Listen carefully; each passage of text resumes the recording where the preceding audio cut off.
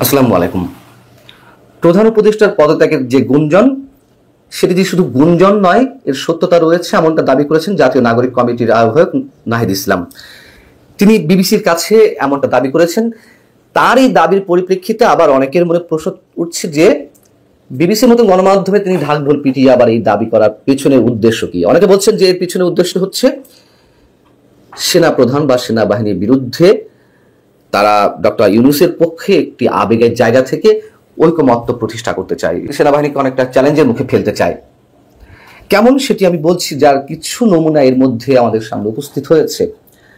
নাহিদ ইসলাম বিবিসির কাছে বলছে যে প্রধান উপদেষ্টা দেশে যে বর্তমান পরিস্থিতি তাতে করে কাজ করতে পারবেন কিনা শঙ্কা প্রকাশ করেছেন, এবং রাজনৈতিক দলগুলো সরকারকে যথেষ্ট পরিমাণ সহযোগিতা করছে না, তারা দেশের বিভিন্ন ইস্যুতে একটা কমন জায়গায় আসতে পারছে না, এই জন্য তিনি ক্ষোভ প্রকাশ করেছেন। সেই জায়গা থেকে তিনি পদত্যাগ করতে চেয়েছেন। ছাত্ররা বুঝিয়েছে, ছাত্র উপদেষ্টারা বুঝিয়েছে না, তার পদত্যাগ করা যাবে না। তারা সময় নিয়েছে শনিবার পর্যন্ত।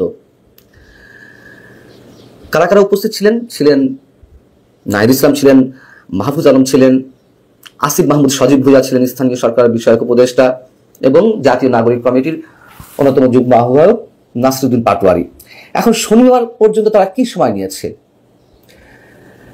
প্রধান উপদেষ্টাকে নাকি বোঝানো হয়েছে যে তারা শনিবারের মধ্যে চেষ্টা করবে জুলাই আন্দোলনের পক্ষে যারা ছিলেন তাদের সব পক্ষকে একটা আমব্রেলার নিচে নিয়ে এসে একটা সমাবেশ করবে, বড় সমাবেশ করবে। সেটি একটা মেসেজ হবে সেনা প্রধানের বিরুদ্ধে, অনেকে বলছেন, এবং একটা সমাবেশ করবে এমনটাও জানা গেছে। এবং সেনাবাহিনীর বিরুদ্ধে এরই মধ্যে নানান জায়গা থেকে বিভিন্ন ধরনের কথাবার্তা উঠতে শুরু করেছে, এবং কারা করছে সেটি অত স্পষ্ট। যেমন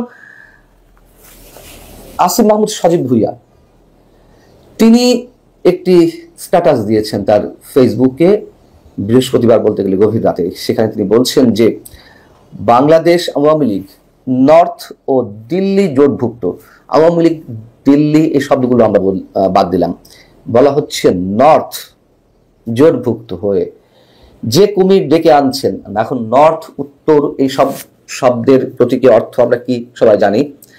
যে কুমির ডেকে আনছেন তা আপনাদেরই খাবে, আপনারা তাদের একজন নন, আপনাদের শুধু সাময়িকভাবে কাজে লাগানো হয়েছে। সেনাবাহিনীর বিরুদ্ধে এরই মধ্যে হুঙ্কার ছেড়েছে জুলাই ঐক্য নামে একটি সংগঠন। তারা বৃহস্পতিবার গভীর রাতে 10:30টার দিকে 11টার দিকে ঢাকা বিশ্ববিদ্যালয়ে মিছিল করেছে জুলাই ঐক্য বিনষ্টকারী এবং উপদেষ্টা পরিষদের ভারতীয় দোসরদের অপসারণের দাবিতে। সেখানে তারা কি বলেছে? সেখানে তারা বলছে ডক্টর মোহাম্মদ ইউনূসের উদ্দেশ্যে, আমরা আপনার উপর আস্থা রাখতে চাই। আপনার আশপাশে যারা জুলাইয়ের গাদ্দার আছে তাদেরকে অপসারণ করুন। দ্রুত সময়ের মধ্যে জুলাই ঘোষণাপত্র করতে হবে। প্রশাসন ও গণমাধ্যমে যেসব আওয়ামী লীগের দোষরা আছে তাদেরকে অতি দ্রুত সরিয়ে ব্যবস্থা নিতে হবে। ক্যান্টনমেন্ট থেকে একটি গুলি চালানো হলে আমরা বুক পেতে দেব, এমন কথাবার্তাও সেখানে বলা হয়েছে। এখন প্রশ্ন হচ্ছে যে শনিবার প্রধান উপদেষ্টার কাছ থেকে যে সময় চেয়ে নিয়েছে, যেটি জানতে পেরেছি আমরা, যে বিএনপি সহ সব রাজনৈতিক দলকে জুলাইয়ের আন্দোলনের পক্ষে সব পক্ষকে তারা এক ছাতা বেঁচে নিয়ে আসবে এবং একটি সমাবেশ করবে। বিএনপি কি তাতে অংশগ্রহণ করবে? বিএনপি তো এরই মধ্যে একটা অবস্থান নিয়ে নিয়েছে। বৃহস্পতিবার তারাও সংবাদ সম্মেলন করে বলেছে যে তাদের যে আগের প্রস্তাব বা এখন যেসব প্রস্তাব তারা দিয়েছে এগুলোর সাথে বা এগুলো মেনে নিতে কোনো প্রকার গড়িমসি করা হলে তারা তাদের সমর্থন এই সরকারের প্রতি রাখবে কিনা তা তারা বিবেচনা করবে। এখন সবচেয়ে বড় যে প্রশ্নটি, সেটি হচ্ছে যে সেনাপ্রধান বুধবার অফিসার্স অ্যাড্রেসে যে কথাগুলো বলেছেন তার কোনোটি কি আপত্তিযোগ্য? তিনি করিডোর নিয়ে কথা বলেছেন, বন্দর নিয়ে কথা বলেছেন, বিদেশি শক্তির কোনো খেলা এখানে খেলতে দেওয়া হবে না। তিনি তার সার্বভৌমত্ব রক্ষার জায়গা থেকে এই কথা তো অবশ্যই বলতে পারেন। অনেকে প্রশ্ন করছেন তিনি রাজনীতি নিয়ে কথা বলতে পারেন কিনা, নির্বাচন ডিসেম্বরের মধ্যে হওয়া উচিত সে বিষয়ে কথা বলেছেন। সেনাবাহিনী তো নির্বাচনে বা রাজনৈতিক প্রক্রিয়ায় দেশকে এগিয়ে নিয়ে যাওয়ার জন্য এই মুহূর্তে অনেক বড় একটি পার্ট। সেনাপ্রধান 5 আগস্ট দায়িত্ব তুলে নিয়েছিলেন নিজের কাছে, সবাইকে আস্থা রাখার কথা বলেছেন তার প্রতি, তাহলে তারা কেন নির্বাচনের কথা বলবে না? জাতিসংঘের মানবাধিকার বিষয়ক রিপোর্ট নিয়ে তিনি কথা বলেছেন, সেটি নিয়ে আমি আলাদা একটা কন্টেন্টে কথা বলবো। এবং তিনি মব ভায়োলেন্সের বিরুদ্ধে কথা বলেছেন, যে আর কোনো মব ভায়োলেন্স সহ্য করা হবে না। এগুলো বলাকে তার জন্য অপরাধ?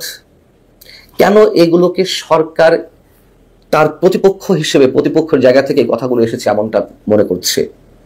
এবং এটা মনে করে তো আমাদের মনে হচ্ছে দেশের সার্বিক পরিস্থিতি আরো জটিল করে তোলা হচ্ছে। সেনাবাহিনীকে তো নানানভাবে জনগণের মুখোমুখি দাঁড় করানোর চেষ্টা হয়েছে আমরা দেখছি।